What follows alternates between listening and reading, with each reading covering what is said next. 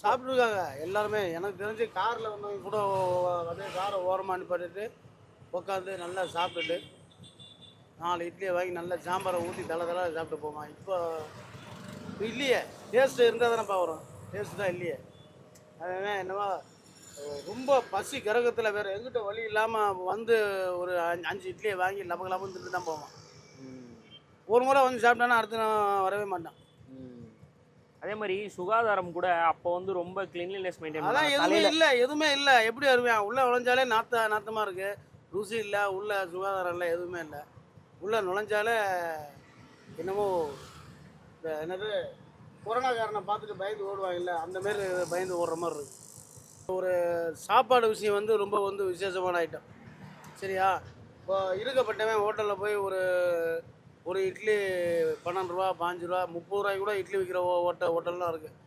நானே வந்து சாப்பிட்ருக்கேன். நம்ம மயிலாப்பூரில் ஒரு ஹோட்டலில் 2 இட்லி, ஒரு வடை, ஒரே ஒரு பொங்கல், 380 ரூபா போட்டேன் பில்லு.